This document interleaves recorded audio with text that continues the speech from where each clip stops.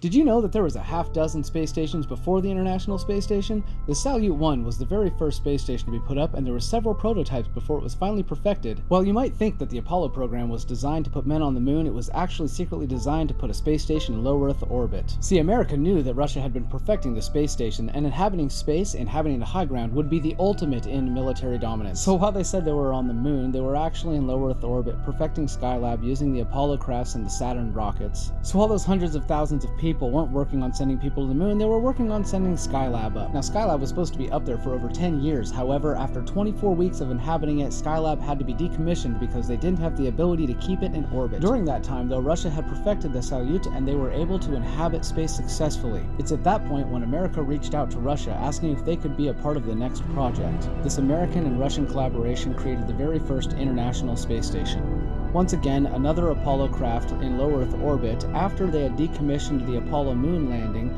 this Apollo craft created the very first International Space Station when it docked with the Soyuz in 1975.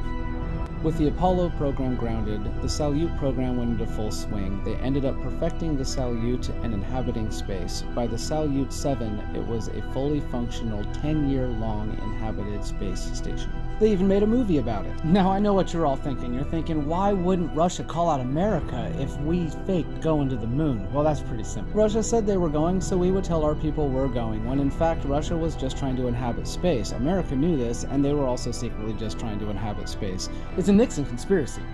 It's just Nixon wasn't an honest administration, and they didn't tell the American public anything. It was in Russia's best interest to not call out the landing because now America relied on them to inhabit space when America couldn't. Which brings us to the shuttle program, which was another trick Russia did by making a couple pretending that was the next step when they really just continued investing in inhabiting space. So while the Challenger was blowing everybody up just trying to visit space, NASA couldn't inhabit space, and Russia was successfully inhabiting space with their Mir space station because the Mir space station was inhabited the exact same month that the Challenger mission blew up. This space station was so successful that it lasted from 1986 till it was decommissioned in 1997. Only then because it was being replaced by Russia's next space station, the Mir 2, which was going to be then labeled the International Space Station when America asked if it could be a part of their next operation again. America did not have the ability to put a craft in space and hold it in orbit because it takes a very specific craft, like the one shown here. This is called the Zarya. It is specifically designed to get a craft in low Earth orbit and maintain its position in low Earth orbit with thrust capabilities that NASA has never been able to achieve. And yeah, I know all about how the shuttle visited the station after Russia successfully got it into orbit. And honestly, to me, it sounds like a renter trying to claim someone's house as theirs whenever they say, oh, well, they put the biggest piece on, or, well, they put pieces on it. So in 1993, America begged Russia, please let us be a part of your Mir 2, and let's name it the International Space Station. So 1994, they're starting to work on the control module, and by 96, Clinton's gone over and talked to Boris. He's like, hey man, I'll give you some trades, and by 98, it was shipped off to where it's going to be launched. In 98, they finally sent it up, In 1998, it was finally launched, put in orbit, and there was the International Space Station. So a month after Russia had finally put the craft in orbit, that's when America decided to go ahead with the shuttle and go up there and start attaching its stuff to it, once it was finally stable in orbit, because America couldn't do that themselves. Now that brings us to China, and why they're not allowed in the International Space Station. It's actually really straightforward. See, they started putting up their own craft after they got kicked out, and it ended up being a very successful endeavor for them. Within just a few years, they had perfected a craft to go to and from a space station they had put successfully in orbit. Still something America could not do. Because don't kid yourself, if they could, they would. Because their crafts are better in every way. I mean, just look at this thing. It's amazing compared to ours. And look at how they've built it. It's even better designed. And then they made it international. 目前我们拥有完备的近地载人空间站和载人天地往返运输系统，有成熟的航天员选拔训练和保障体系，有计划明确的载人飞行任务，也就是每年2次常态化实施的载人飞船发射。我们已具备，也做好了邀请国外航天员参与中国空间站飞行任务的准备。借此机会，我们向全世界发出邀请，欢迎所有致力于和平利用外空的国家及地区与我们开展合作，一起参与中国空间站飞行。Totally loving being reliant on Russia. Which brings us to my next point. Dangerous standoff in space. Russia is making new threats regarding the safety of an American astronaut on the International Space Station in response to crippling U.S. sanctions. Прощай, уже вдали встает заря, и день приходит в города. Прощай, под белым небом января мы расстаемся навсегда. Прощай, ничего не обещай и ничего не говори, а чтоб понять мою печаль, стоит посмотри. И вдруг погасли две звезды, но лишь теперь понятно мне,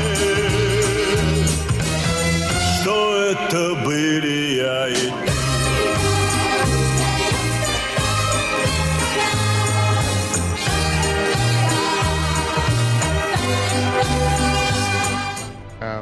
People have problem on Earth, on orbit. We are like, we are one crew, and I think ISS is like symbol of the friendship and cooperations and like symbol of future of exploration of space.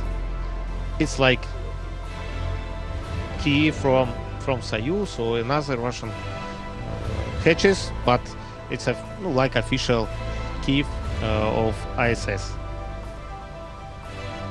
And that right there is the look of an American soldier that knows he just got fucking played. Running. NASA already has an agreement with a company called Axiom Space to dock a module to the ISS along with their own private crew. The idea is that this module will eventually detach and become its own standalone station, even before the ISS is decommissioned. So what's NASA's solution? Oh, I don't know, a fake fucking moon landing again. When just like in the time of Apollo, they're not going to the fucking moon, they're trying to put up a space station, see? There's sort of two philosophies in aerospace. One is you sit around and you think about requirements and you think about what you want to build. Or you build something, you test it, you figure out what works, you build another generation. We really believe at Axiom Space, the path to building something that doesn't exist in the world is you got to start building prototypes. We sit and think about what we want to build for a little bit, but then we just go build the thing, test the thing, fire the engine. Our role really is to lead the way. A year ago, walking into this facility, you didn't see nearly as much hardware as you see today. Full-scale mock-ups, training hardware, flight hardware. Axiom was created to build a space station, and that's exactly what this team is doing.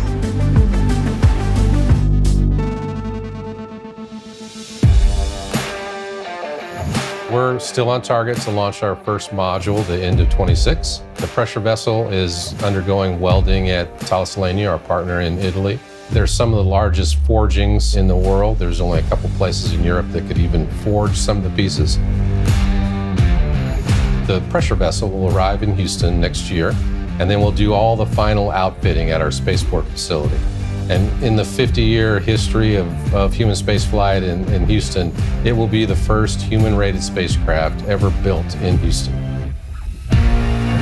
Our teams are building all the other things. The life support system, guidance and navigation, we're building our own propulsion system. Our philosophy is to keep as much engineering in-house as possible. It allows us to have long expertise over a long time because we want to be building modules and adding to our space station for years and years.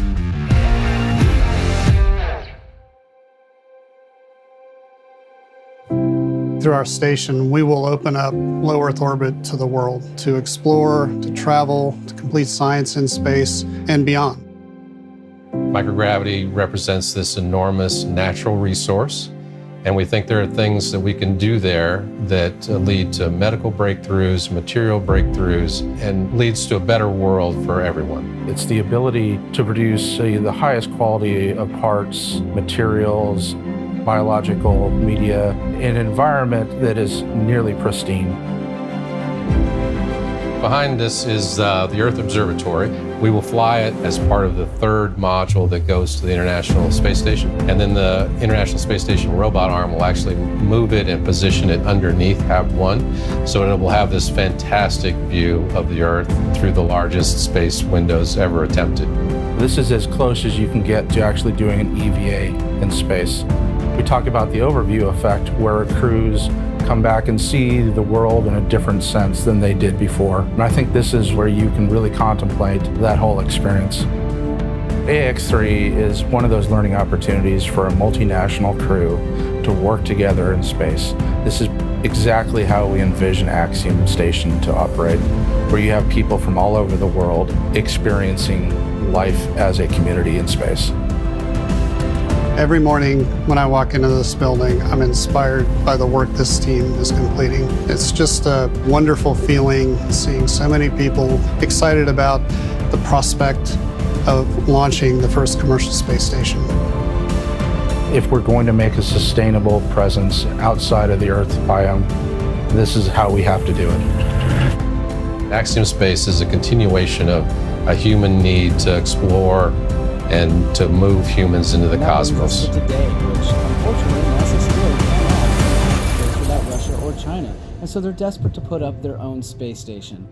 The Gateway space station is going to be in low Earth orbit. It is not going around the moon, but they're going to distract you with moon landings. Nonsense again, because it's the only way to keep face in the fact that they have already lost. Whether they use SpaceX or Origins, or whether they use the original Boeing contractors like in the Apollo era, it doesn't matter who they use.